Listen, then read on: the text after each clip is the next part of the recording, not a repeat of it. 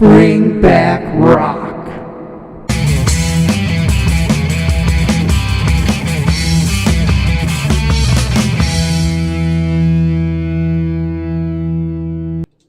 Hey everybody, it's Dean. Welcome to Bring Back Rock. Today's band comes by viewer suggestion. I should mention right away, thanks to everybody who watches and interacts with this channel. I really do appreciate it. So the band is Johnny Crash. They're out of LA with one UK member. We'll get to all of that.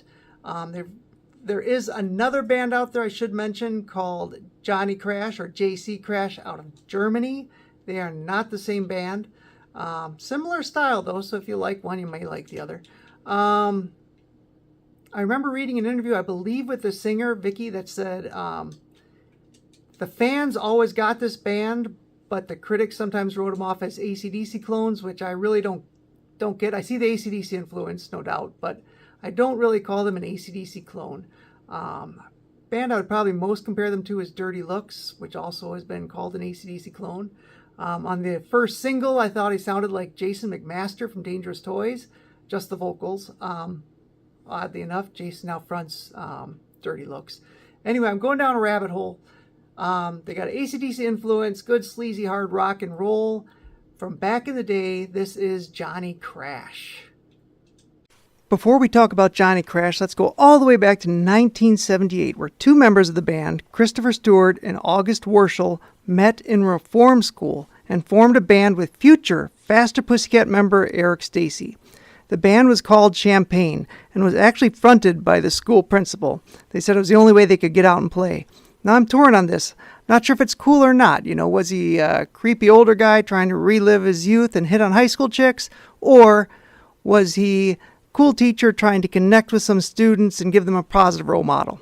I like to keep it positive here, so I'm going with option B and hoping that's correct. All right, skip ahead a few years. August and Christopher are still together, now in the band WWIII, fronted by Mandy Lion. They actually recorded some of Christopher's songs together.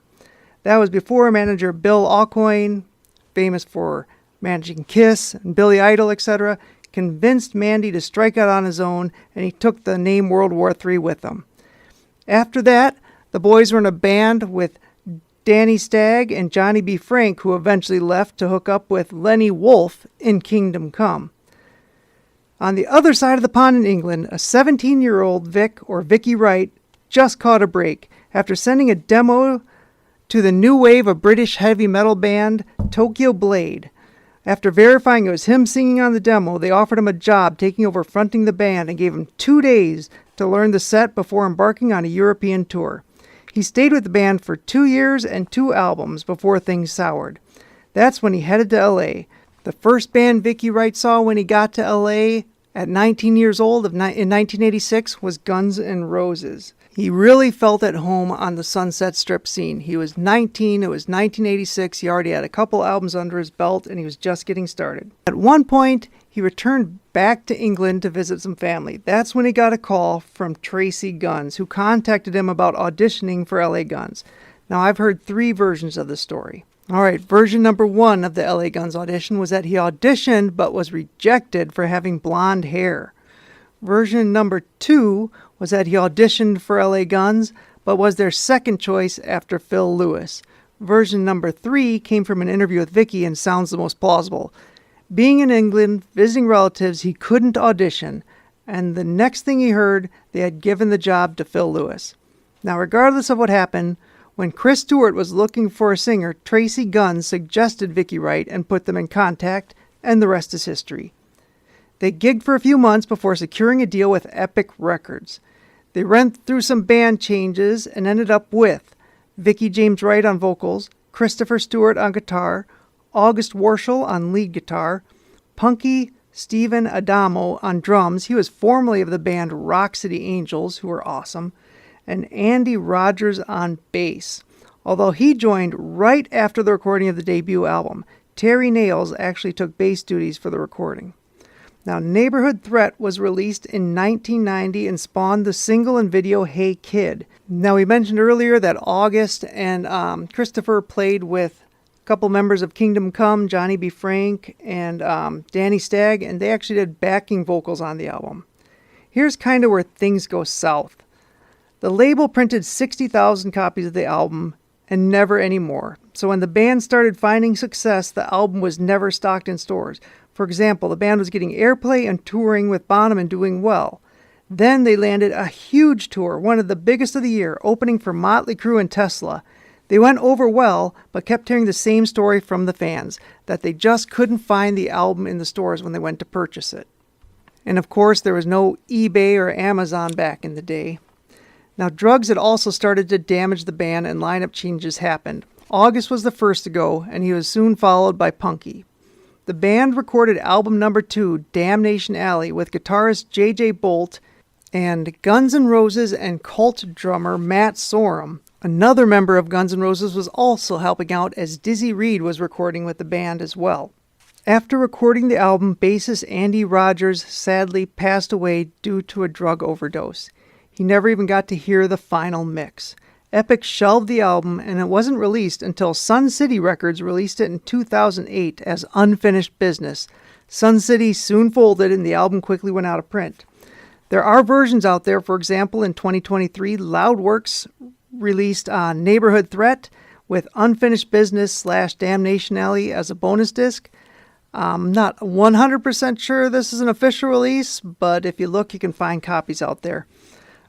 Couple more interesting things. Vicky Wright worked with Australian band Airbourne and co-wrote the song Too Much, Too Young, Too Fast with them.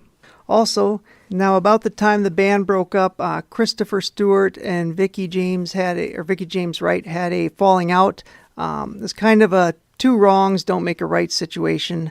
I think things have been patched up since. There was talk about a reunion a few years ago that never really happened. Let me just give you an update on what they're up to since Johnny Crash. So Vicky Wright has wrote and directed a movie called To Hell with a Bullet. He's also wrote a book called South of the Pole. Probably got that idea from the times that he's DJ'd in strip clubs all over the world, really. He still writes, but nothing, no release is forthcoming. Christopher Stewart has done some musical scores. He still writes as well, but he's really just involved in family life and with his kids. So nothing forthcoming from him either. All right, so let's play some Johnny Crash music samples, and I'll catch up with you at the end of the video.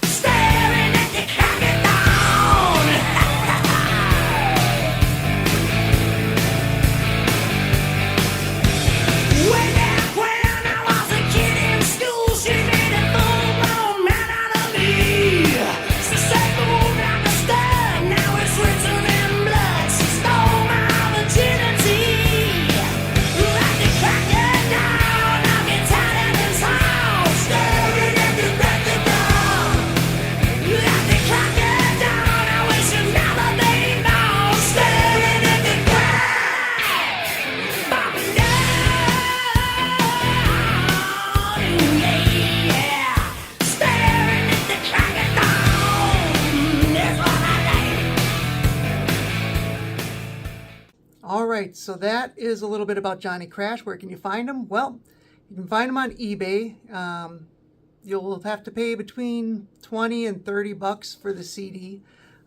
If you want Neighborhood Threat, if you want Unfinished Business, you're talking $100. If you look real hard, you're going to find somebody that has a 2-disc set of Neighborhood Threat. That second disc is indeed Unfinished Business. So you can look for it there.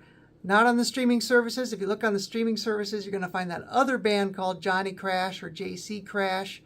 Not the same band, similar style though. So if you like this Johnny Crash, you can check out that Johnny Crash. That's about it. I appreciate everybody watching. Thanks, and I'll catch you on the next episode.